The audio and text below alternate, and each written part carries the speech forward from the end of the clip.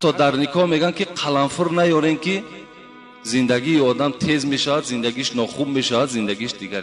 باور کن یا ضعیفی ایمان ما و شما را نشان میدن. اینا یک سفسطه های هستند که در همین دین ما و شما داخلشان کردگیند. باور کنید کدام بگیم یگان کثافت و بدبخت جایگیر کردگی است. ما و شما را چنان ترساندن که حتی از قلنفر میترسیم که اون که نعمت خداست. ایرا باید که انسان خورد داخل، چی در نکاح، چی در توی، چی در کدام معرکه نباشد. اینا دروغ هستند، اینا را باور نکنید.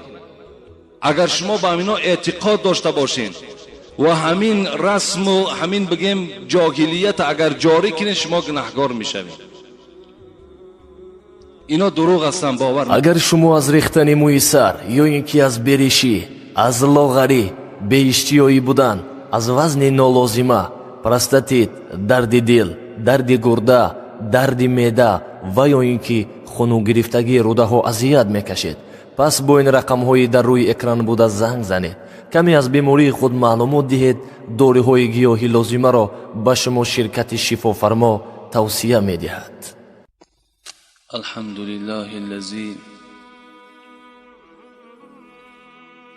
بنعمته تتم الصالحات و بتوفیقه تتحقق الغایات، والصلاة والسلام على البشير النذير والسراج المنير سيدنا وإمامنا محمد صلى الله عليه وسلم وصحبه وأهله ومن تبعهم بإحسان إلى يوم الدين. السلام عليكم ورحمة الله وبركاته. پیش از آنی که موعظه امروزه را اعلان کنیم و آغاز کنیم، اولا از همه شما میخواهم که دست به سوی درگاه پروردگار برداریم و از خدای مهربان ما و شما دعا طلب کنیم تا که خداوند آن مرادهایی که در دل دارین، آن مطلبهایی که در دل دارین، خدای ما و شما اونها را برآورده گرداند. اللهم صل و سلم و بارک علیه. خدای مهربان، از جمعه تا جمعه که مغفرت گناه بنده هست، از این بندگان تو یک جمعه سپری شد و خدایا انسان بی سهو و بی گناه و بی غلط نمی شود.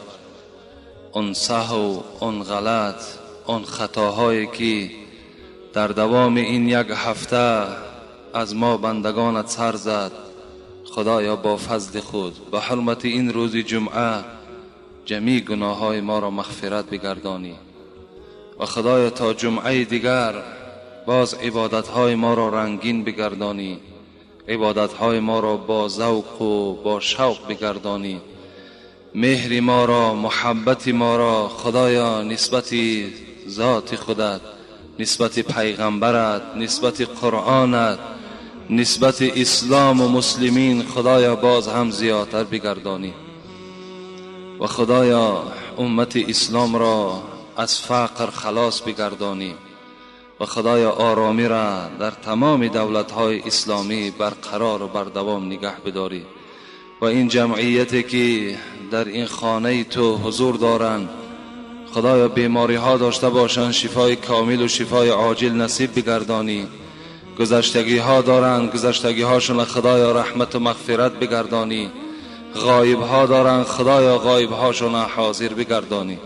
قرضدارهایی که در بین جمعیت ما هستند خدایا قرض هاشون کنده بگردانی و خدایا این جمهوری تاجیکستان ما را و دولت های پیش قدم ترین مبدل بگردانی و رهبریت و اون سردارهایی که در این حکومت ما و شما هستند خدایا مهر و محبتشون نسبت اسلام، نسبت مسلمان ها، نسبت مسجد ها زیاده بگردانی. ربنا اتنا فی الدنیا حسنه وفي الآخرة حسنة وقنا عذاب النار برحمتك یا ارحم الراحمین. در جمعه ما و شما چندین مهمان ها هم حضور دارند که با اونها ما صحبت داشتیم، چه از دوشنبه هستند چه از حصار هستند و برای زیارت ما و شما آمدند، برای دیدن این جمعیت ما و شما آمدند و الحال در بین جمعیت ما و شما نشستند و طلب کردند که در حق ایشان هم دعا کنیم که اونها هم خاص از برای فقط زیارت و برای ادا کردن نماز جمعه آمدند. و اینجا یک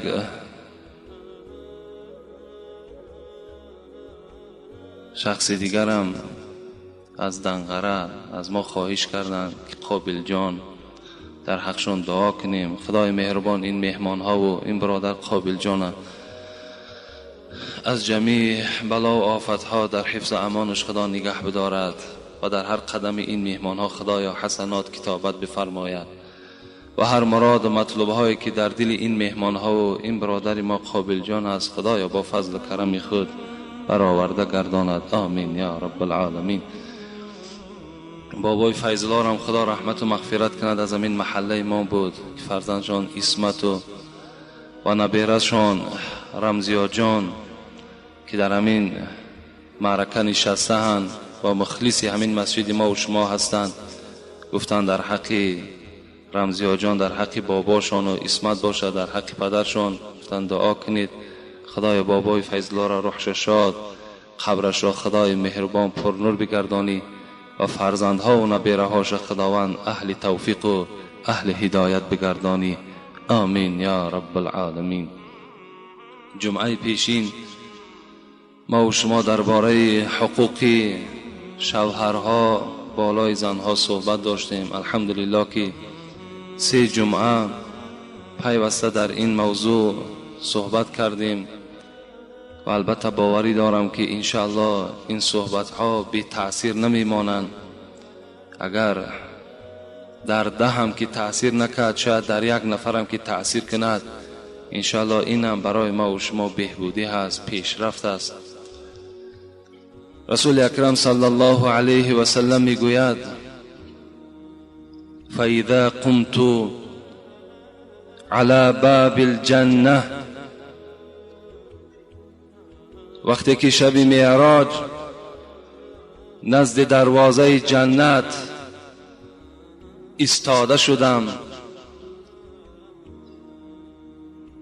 فاذا عامت من دخلها المساکن، نزد در جنت وقتی ایستاده بودم و نگاه میکردم توده توده مردم وارد جنت میشد.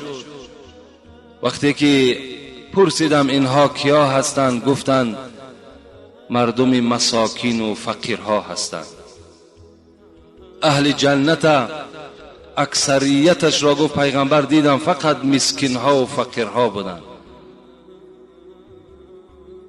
فاذا قمت على باب النار فاذا عامت من دخلها النساء، یکی نزد دروازه دوزخ هم نگاه کردم که توده توده مردم در دوزخ پرتافته می شد، همش از جمله زنها بود.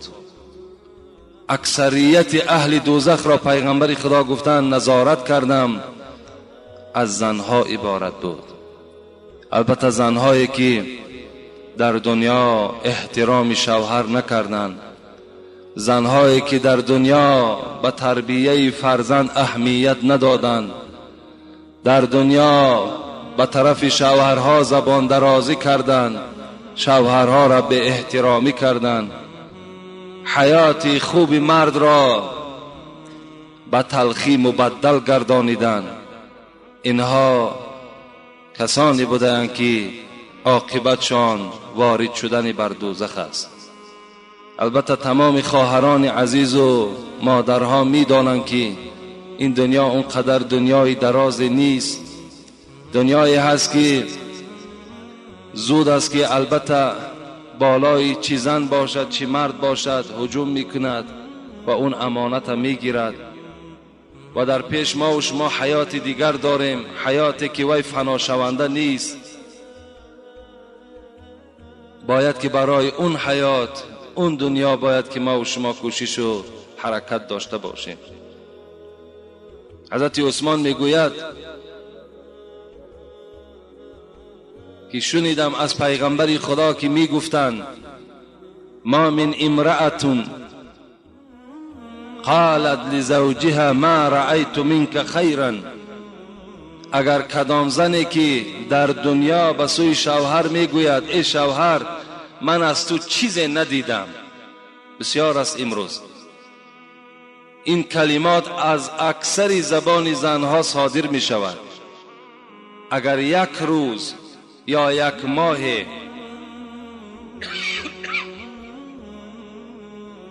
اگر زنها از نعمتهایی که در خاندان داشتند شاید سببهای پیدا شد و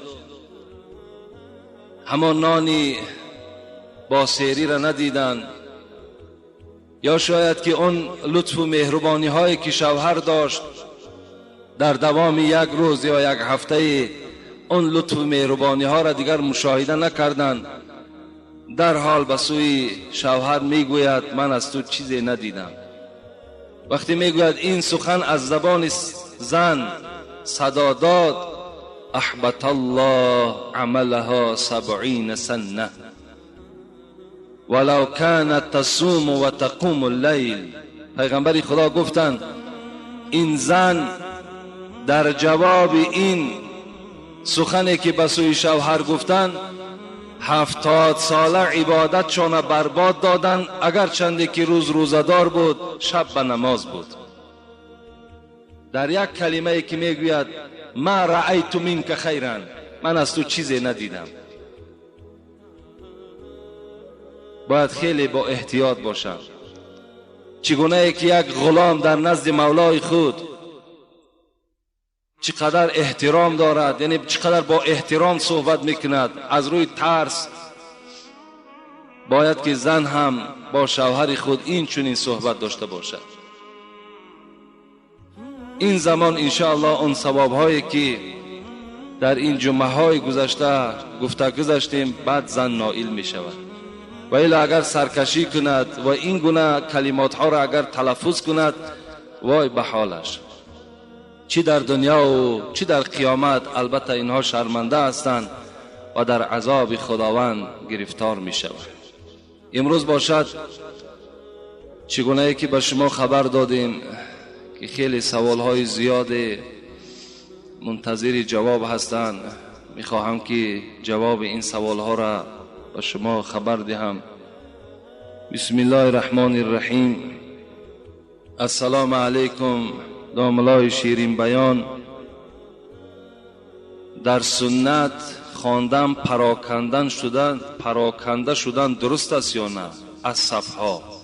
زیرا مولای ما میگوید درست نیست.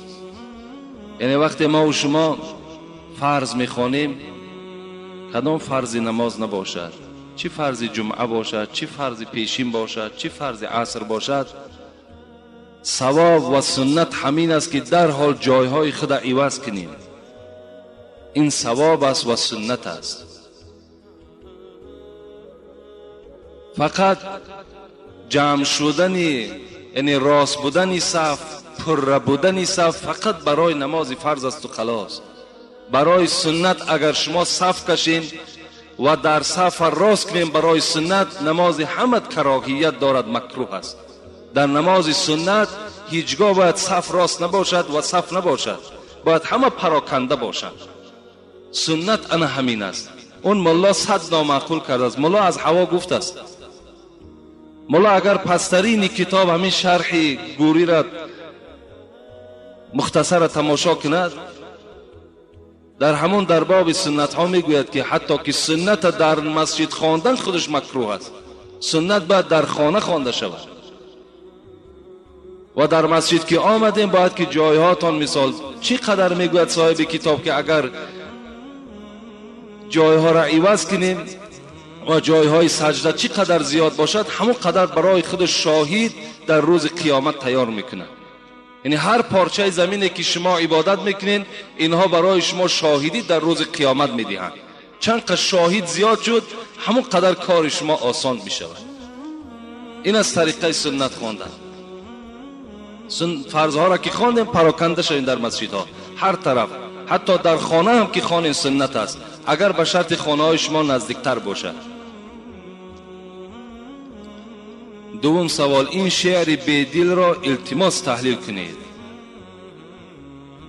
آفت ایجاد است ساز زندگی هوشیار باش، از طراوت خانه دارد در رهی سیلاب گل.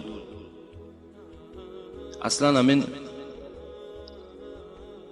تحلیل شعرها دا ما را البته بگیم علم ما نمی رسد، لیکن این برادر از ما خواهش کردن همین بیدل تحلیل کنیم. بیدل خود میگوید که شعرهای من همش کوتاه بلندی ها دارد. این شعر مرا، نظم مرا با خود کوتاهی ها و بلندی ها دارد. یعنی شما قوت تحلیل او را ندارید. لیکن به هر حال من میگویم که معنای این شعر این است که آفت ایجاد است ساز زندگی هوشیار باش. حضرت میگوید آفت ایجاد معنای که یعنی زندگی انسان از آفتهای زیاد عبارت است. ای انسان هوشیار باش. یعنی در حیاتت ای انسان تو بی‌نهایت آفتهای زیاد میبینی. آفت ایجاد است ساز زندگی هوشیار باش. هوشیار باش که زندگی شما آفت ایجاد است، یعنی آفت ایجاد میکند. یعنی روز به روز آفت ها و روز به روز مشکلات و مشقت شما زیاد میشود در زندگی. از طراوت خانه دارد در رهی سیلاب گل. طراوت گفته اصلا معنای تر و تازگی را دارد. طراوت تر و تازگی. میگوید که گل برای آنه که همین تر و تازه بماند خانه دارد در رهی سیلاب گل. همین رهی سیلابه را، رهی سیلاب یعنی رهی سیلابه آب، همین گل برای آنه که تازه بماند، دائم شکفته بماند، برای همین تازگی و حیات بردوامش همین رهی سیلاب برای خودش اختیار کرده است. انا انسان هم میگه زندگیش مثل گل است، بلای آنه که مثال همین آدم زنده ماند، حیاتش بردوام ماند، باید که همین مشقت هایی که در بالاش میاد همین ها را باید که چیکار کند؟ تحمل کند و روپرو شود. چگونه که گل از سیلاب یعنی از آمدن سیل عذاب دارد، مشقت دارد. این از همین معناش باور میکنم دیگر از این ممکن که دیگر تحلیلی نداشته باشه.